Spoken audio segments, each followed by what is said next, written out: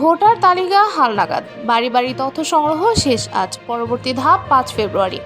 জানাচ্ছি বিস্তারিত। বাংলাদেশে ভোটার তালিকা হালনাগাদের বাড়ি বাড়ি গিয়ে তথ্য সংগ্রহ কার্যক্রম আজ 3 ফেব্রুয়ারি শেষ হচ্ছে।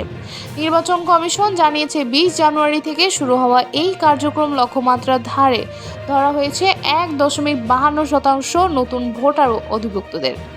5 ফেব্রুয়ারি থেকে শুরু হবে পরবর্তী ধাপ। নতুন ভোটারদের ছবি তোলা, আঙ্গুলের ছাপ ও চোখের আইরিশের প্রতিছবি সংগ্রহ, যা চলবে 11 এপ্রিল পর্যন্ত।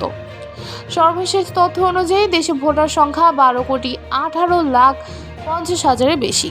এবারে হালনাগাদে প্রায় 19 লাখ নতুন ভোটার যুক্ত হতে পারেন।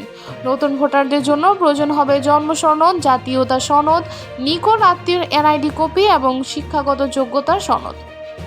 নির্বাচন কমিশন সতর্ক করেছে, দ্বৈত ভোটার হওয়া আইনগত দণ্ডনীয় অপরাধ।